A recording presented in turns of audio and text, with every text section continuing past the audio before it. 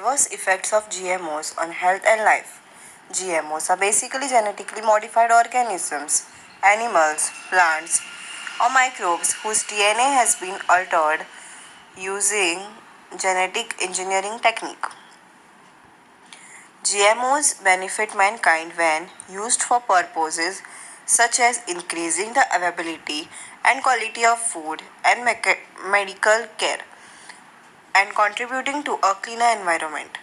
GMOs produced through genetic technologies have become part of daily activities, entering into society through agriculture, medicine, research, and environmental management. Main purpose of GMOs is the most of the GMO crops grown today were developed to help farmers prevent crops and food loss and control weeds. The three most common traits found in GMO crops are resistant to certain damage insects, tolerance of certain herbicides used to control weeds, resistant to certain plant viruses. The potential advantages of GMOs. So,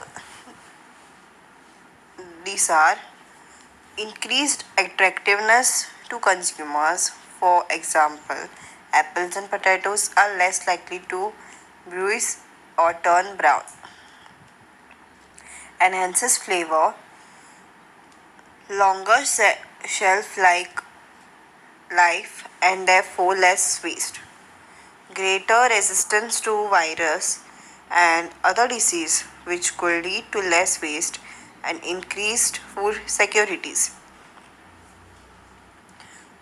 Now we come to the disadvantages of GMO crops, that are they would make plants that leave unwanted residual effects of remain in soil for a longer period of time. They can pose a threat to the insects that are important to the ecosystem. They produce more weeds. Ayurveda perspective. So, Ayurveda emphasizes on natural balance and harmony. It is includes it is included about the five elements and three doshas. The five elements are basically the Panchamahabhutas, that are Akash, Vayu, Jala, Agni, and Prithvi. And three doshas are Vata, Pitta, and Kapha. Then the second point is individual constitution, that is Prakriti. Ayurveda recognizes that each person is unique with their own combinations of doshas that determine their individual constitution of Prakriti. Seasonal. Then we come to the fourth. Ayurveda acknowledges the impact of seasonal changes on the body and mind. Different doshas dominate in different seasons and egging our habits, diets, and activities with these changes helps in maintain the balance. Then diet and digestion. Ayurveda emphasizes the importance of proper digestion. It is not just about what you eat but how you digest it. A balanced and mindful approach to it helps in assimilating nutrients effectively while preventing the accumulation of toxins in the body. Then comes the herbal and natural therapies, and lastly the prevention over the cure. Now, the organic farming and Ayurveda. Ayurveda advises everyone to stay close to the nature and away from the artificial pesticides and chemicals. As per Ayurveda, the place should be free from anti-hills, pits, holes, and graveyard. These are the places where we should cultivate our vegetables and plants. It should be away from the graveyards, temples, sands, uneven ground.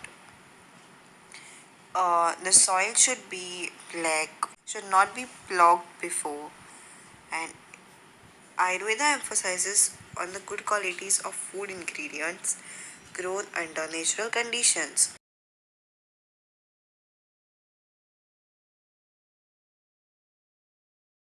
So here I had some interactions with the farmers and vendors. Farmers who cultivate their own vegetables. I asked them about how do they cultivate it. They told me that they cultivate their vegetables without using any chemical and only by using manures that are green leaves and cow dung. They only put organic manures to cultivate their vegetables. They use less fertilizers to that plants, so they don't get attacked by the pests. And they cultivate their vegetables at the hilly region. In hilly region only in the rainy season. Slopes of hills provide passage of excess water and heat and plants grow well. So and their vegetables are fresh for like 2 to 3 days. After that, they again follow the same process. With vendors went like, from where do they bring the vegetables from? So they said that they bring the vegetables or they get the vegetables from the other states, like from Maharashtra and Karnataka. Uh, yeah, so in this picture, basically, they get vegetables and fruits from Karnataka, that is Belgaum. So I asked them about their thoughts on genetically modified organisms or genetically modified plants. So they said that GMOs, hearing about GMOs, it seems to be like good, but because they aren't costly and even less pesticides are used, then we get added nutritions. But the other farmers and vendors said that GMOs might not be quite beneficial for our health. They cause side effects and health issues. So, side effects like skin allergies, headache, abdominal pain, etc. They say there is a loss of natural nutrition in the plants.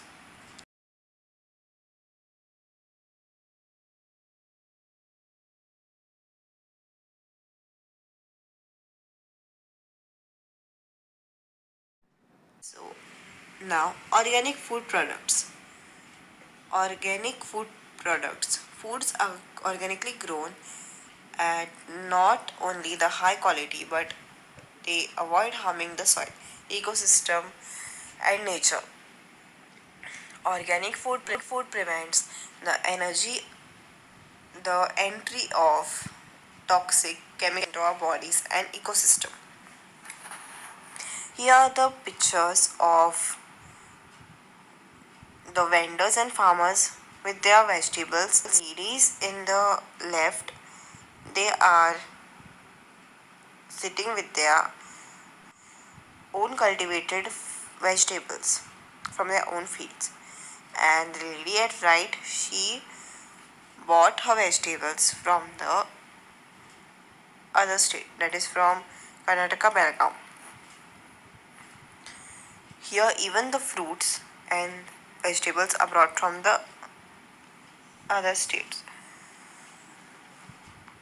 Now, how modern day farming can be brought closer to natural Ayurvedic principles.